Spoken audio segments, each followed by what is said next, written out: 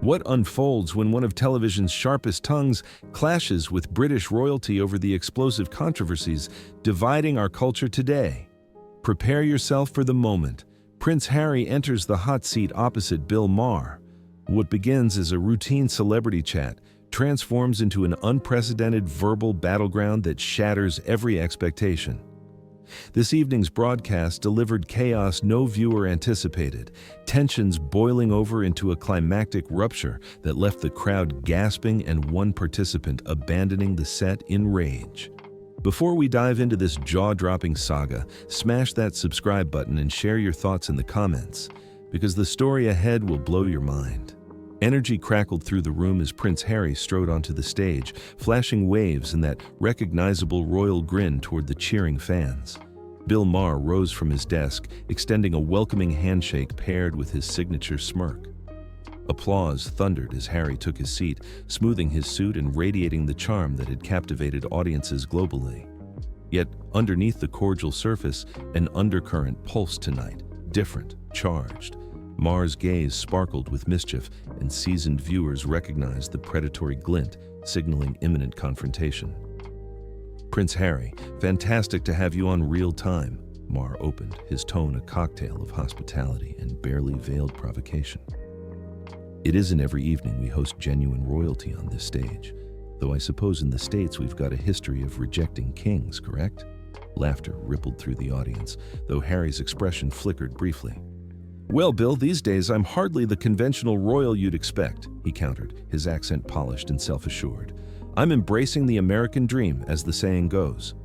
Maher reclined, already spotting his opening. "The American dream? Interesting. But perhaps we should discuss the American catastrophe you've inflicted on your relatives. All this public spectacle, the memoir releases, the streaming documentaries, it resembles an exorbitantly priced melodrama, except the performers are flesh and blood people with genuine emotions." Harry's shoulders squared, though he kept his poise. "I believe there's widespread confusion surrounding what Meghan and I aim to achieve. We're simply sharing our authentic experience and driving meaningful transformation globally." "Your authentic experience," Maher echoed, framing the phrase with sarcastic air quotes. "Here's where you lose my support, Harry. There's no such thing as your experience versus mine. Only reality exists. Reality is you've been broadcasting your family's private turmoil publicly for years, profiting handsomely while simultaneously demanding seclusion." Silence descended over the audience, sensing the tonal pivot. Harry's jaw clenched as he leaned in. "Respectfully, Bill, you're missing the complete picture of our ordeal. The relentless media persecution, the bigotry targeting my wife, the total institutional abandonment." "Oh, here comes the narrative," Maher cut in, voice escalating with fervor. "The bigotry accusation. Listen, I'm not denying prejudice exists. It absolutely does. But you join the planet's most ancient, tradition-bound establishment and then act blindsided when they refuse to immediately accommodate your preferences. It's equivalent to enlisting in the military and complaining about discipline. Joining tradition doesn't excuse destroying someone's soul." Harry's complexion darkened, voice sharpening. "This transcends discipline, Bill. This concerns my wife contemplating suicide due to institutional cruelty. This involves our child's protection being stripped away because we dared prioritize our psychological survival." Maher didn't retreat. "And that's genuinely heartbreaking. Mental wellness matters profoundly. But let's be candid. You've monetized your suffering into an enterprise. Book contracts, production deals, speaking circuits. You're literally capitalizing on family conflict while positioning yourselves as casualties." Tension thickened until it felt almost physical. Audience members squirmed uncomfortably, and camera crew seemed aware they were documenting something historic. Harry's fists tightened against his thighs, voice adopting a dangerous edge. "You believe this is about wealth?" Harry asked, tone low but vibrating with suppressed fury. "You think I desired abandoning everything familiar, severing ties with my relatives, my homeland, my responsibilities, all for financial gain?" "I believe," Maher said, leaning forward with prosecutorial intensity, "that you've been influenced by individuals who recognized profit potential when they encountered you." I believe you've been persuaded. Your family represents the adversary when they're likely attempting to safeguard an institution that's endured millennia." Harry surged to his feet, chair scraping harshly against flooring. "Don't you dare implicate my wife in manipulation. Don't you dare insinuate she exploited me. You lack knowledge about her, about us, about anything we've endured. What's the truth behind royal walls versus public perception?" Maher remained seated, though his volume climbed. "I recognize what's visible, Harry. I observe someone who possessed everything, honor, meaning, historical significance, and discarded it because pressure became unbearable. Now you're attempting to revise history, casting yourself as the protagonist in your personal epic." Dead silence gripped the studio. The typical laughter and cheers replaced by electric anticipation charging the atmosphere. Harry stood looming above Maher, chest rising and falling with barely restrained wrath. His hands trembled faintly, and observers close enough noticed veins bulging prominently along his neck. "You want discussion about pressure?" Harry's voice dropped to a threatening whisper that somehow reached every corner. "Let me educate you. Pressure is marching behind your mother's funeral procession at age 12 while cameras broadcast globally.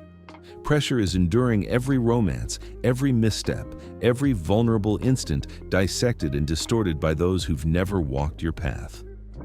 Maher's expression softened momentarily before his combative nature resurged. "And I empathize with that tragedy, Harry. Diana was remarkable. But you're not honoring her legacy by demolishing everything she labored within the system to reform. You're incinerating it all and fleeing." Harry's eyes blazed dangerously. "Don't you dare weaponize my mother's name to validate your ignorance. She would have comprehended exactly why departure became necessary. She would have endorsed escaping the identical institution that failed protecting her." The confrontation reached fever pitch, everyone sensing imminent explosion. This had transcended talk show territory into a willpower battle between two unyielding forces. As Harry's rage peaked, clarity emerged that something seismic was about to detonate this evening irreversibly. Maher stood now too, matching Harry's intensity with his characteristic New York grit. "You want discussion about your mother? Let's discuss her. Diana operated within institutional frameworks creating transformation. She didn't escape to California launching podcast empires. She remained and battled despite difficulty, despite anguish. Real courage stays and fights, not flees and profits." Harry's face drained white, then flushed crimson, fists opening and closing rhythmically. "How dare you? How dare you lecture me regarding my own mother when you've never sacrificed anything meaningful for anyone? You're a comedian, mistaking controversy for insight."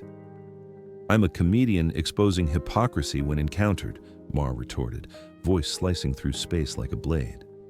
"What I witness is someone who possessed opportunity becoming a transformative force within one of civilization's most influential institutions, instead choosing professional victimhood." The words suspended between them like an armed explosive. Harry's breathing grew labored, chest heaving rhythmically. For an instant, physical violence seemed possible. Security personnel positioned discreetly around the perimeter, tensed, edging imperceptibly closer.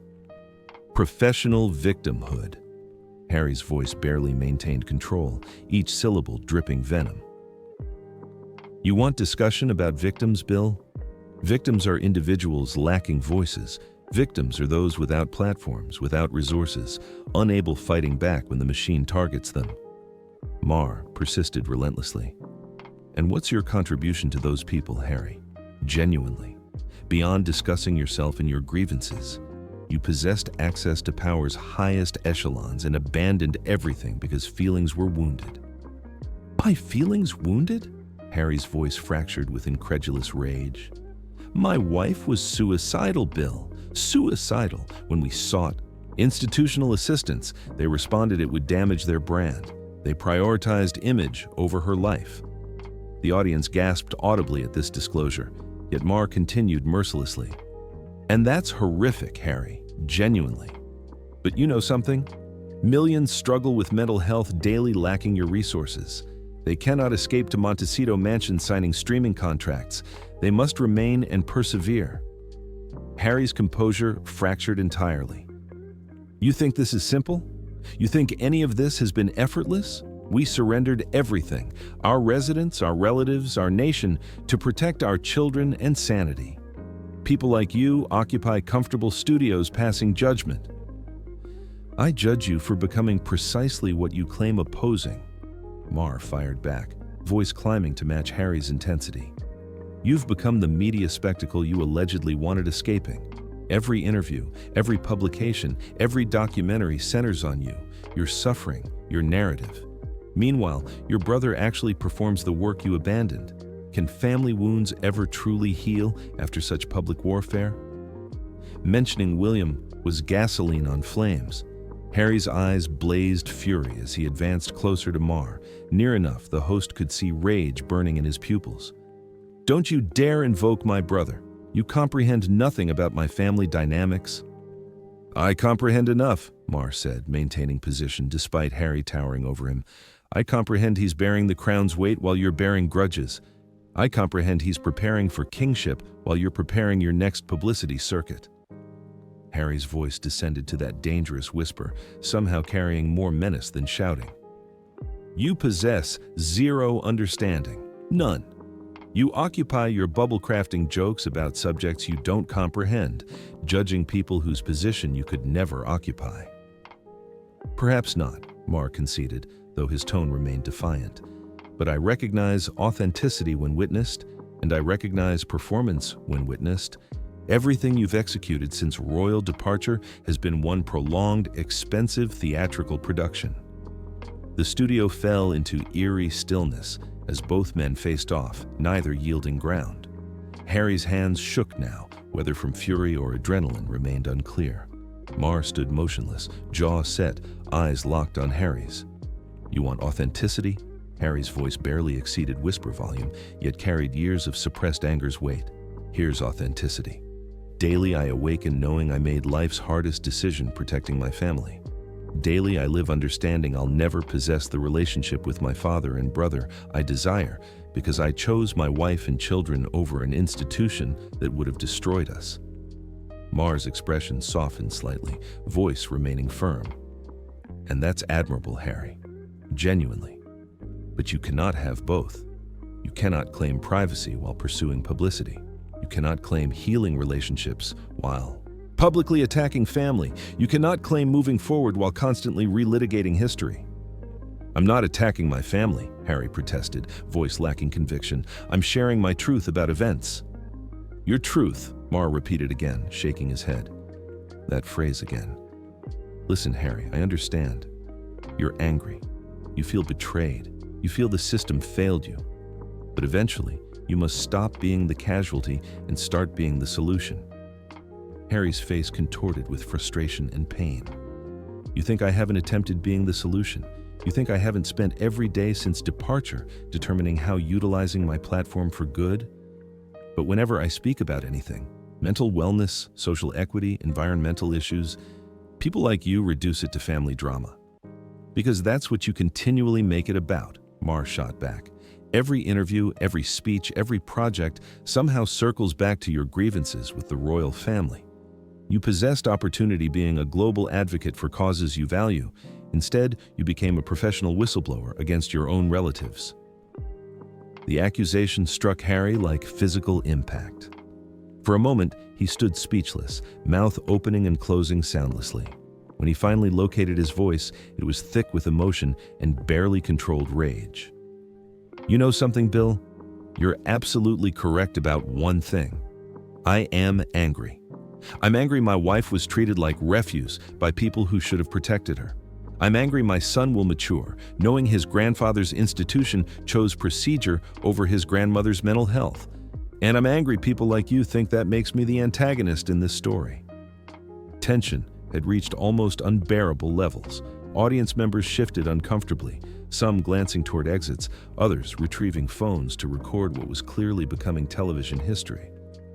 Camera operators continued filming, faces showing identical shock and concern as everyone present. Maher stepped closer to Harry, voice dropping to more intimate level while losing zero intensity. I don't think you're the antagonist, Harry. I think you're someone who's endured hell attempting to process it. but I also think you're allowing your pain transforming you into something you don't want becoming. Harry's eyes glistened with unshed tears, voice remaining steady and dangerous. And what's that, Bill? What am I becoming? Someone more interested in being correct than being happy, Maher replied quietly. Someone more interested in winning the argument than winning back the relationships that matter. The words suspended between them. For a moment, de-escalation seemed possible.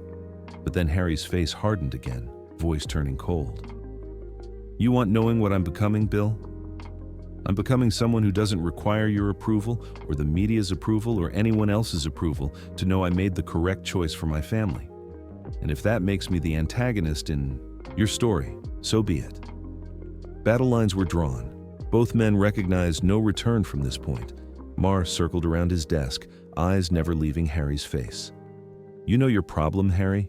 You think being correct is more important than being effective. You think moral superiority substitutes for actual accomplishment. Harry's laugh was bitter and hollow. Accomplishment.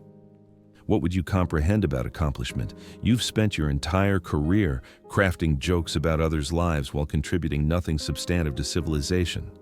I've spent my career holding powerful individuals accountable, Maher fired back, voice rising again, including privileged princes who think personal trauma grants them rights, destroying centuries of tradition.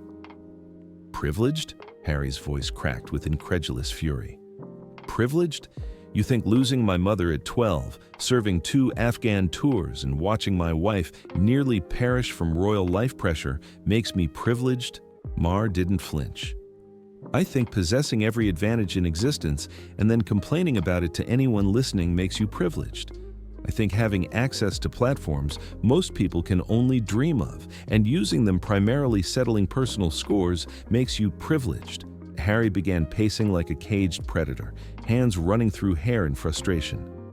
You want discussing platforms? Let's discuss platforms. You possess one here weekly to discuss real issues, climate crisis, social equity, mental health awareness, but instead, you choose spending time attacking people actually attempting making a difference. Making a difference? Maher's voice dripped with sarcasm. Is that what you call it? Because from my perspective, it appears you're making a fortune off your family's misery while pretending it's activism. The accusation struck Harry like physical trauma. His face drained pale, then flushed crimson with rage. You think this concerns money? You think I wanted any of this? I possessed a life, Bill. I possessed purpose. I possessed a family I loved, despite all flaws. And I surrendered it all because remaining would have killed the woman I love. And I respect that sacrifice, Maher said, tone becoming more serious. But what I don't respect is how you've weaponized that sacrifice. Every interview, every publication, every documentary is another explosive thrown at your family, and you justify everything claiming you're helping people. Harry stopped pacing and turned facing Maher directly, eyes blazing with fury. You want knowing who I'm helping? I'm helping every person who's ever felt trapped in toxic situations and been told they must stay because of duty or tradition. I'm helping every person who's ever been told their mental health doesn't matter as much as appearances. And you could have accomplished all that without burning bridges with your family, Maher countered. You could have been a transformation voice from within the system instead of a destruction. Voice from outside it, Harry's composure shattered completely. The system doesn't transform from within, he screamed, voice echoing off studio walls. I tried for years transforming it from within. I begged them to modernize, to adapt, to show compassion, and they chose their precious procedures over human lives every single time. The audience sat in stunned silence, some covering mouths in shock. This exceeded anything they'd expected witnessing. Maher stood his ground, though even he seemed taken aback by the raw emotion pouring from Harry. So you fled, Maher said quietly, but his words carried like thunder in the silence. When things got difficult, when the battle got hard, you fled to America and started a new existence, funded by telling the world how terrible your old existence was. Harry's eyes filled with tears of rage and frustration. I didn't flee. I made a choice, life's hardest choice. I chose my wife and children over an institution that would have destroyed them, and I'd make that choice again 1,000 times over. Even if it meant never speaking to your father again? Maher pressed, sensing he'd found a nerve. Even if it meant your children will mature, not knowing their grandfather, their uncle, their cousins. The question hung in the air like a sword over Harry's head. For a moment, his anger seemed to deflate, replaced by something resembling profound sadness. But then his jaw set again, voice turning cold and determined. My children will mature, knowing their father chose love over duty, authenticity over appearance, and truth over tradition. They'll know that when it mattered most, I protected them instead of sacrificing them to an institution valuing image over people. Maher shook his head slowly. And they'll also mature knowing their father chose public revenge over private reconciliation. They'll know he transformed family pain into entertainment for the masses. That's enough, Harry said, voice deadly quiet. You've crossed every line existing tonight, Bill. You've questioned my motives, my marriage, my love for my children, and my respect for my mother's memory. But I won't sit here letting you rewrite history to make me the antagonist. I'm not rewriting anything, Maher replied, his own voice growing quieter while losing zero intensity. I'm just pointing out that casualties don't usually receive multi-million-dollar contracts for being casualties.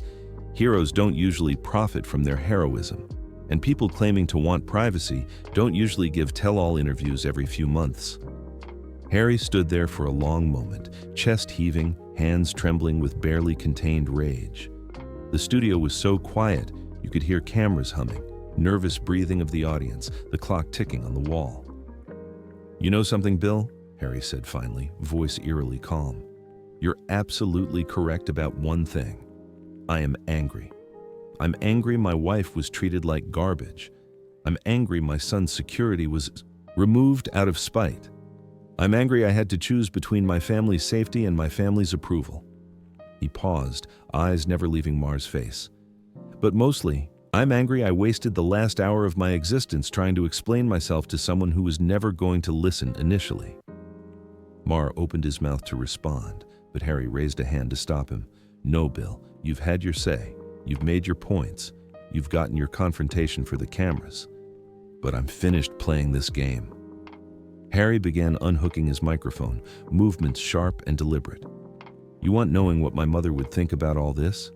She'd think it was tragic her son had to choose between his family's love and his family's survival. She'd think it was heartbreaking that speaking the truth about abuse and neglect makes you the antagonist instead of the hero.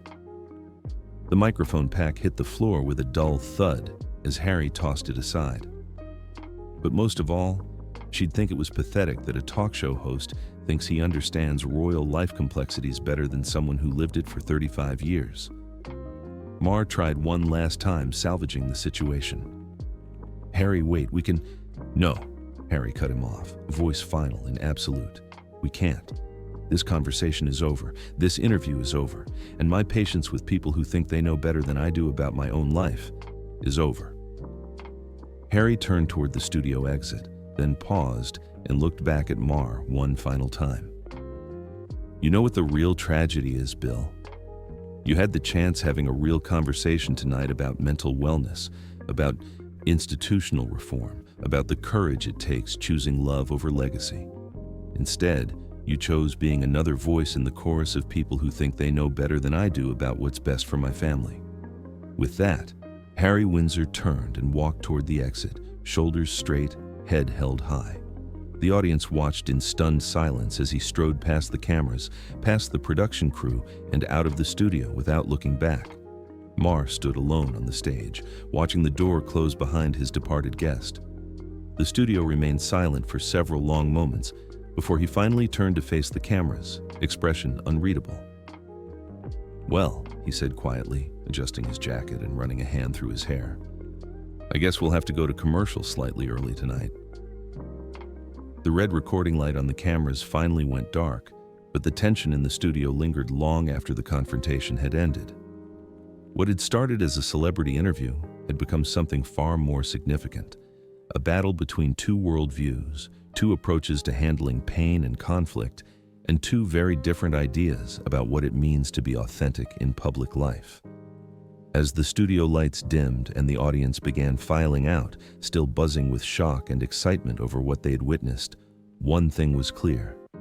This was an evening that would be discussed for years to come. Bill Maher had gotten his confrontation, but at what cost? And Prince Harry had made his point, but had anyone really been listening? The answers to those questions would have to wait for another day, another show, another conversation. But for now, the battle was over, and both men would have to live with the consequences of what had been said in the heat of the moment. If you found this story as explosive as we did, smash that like button and let us know your thoughts. Are you Team Harry or Team Bill? And don't forget to subscribe to Winds of Thought for more unfiltered celebrity showdowns that you won't see anywhere else.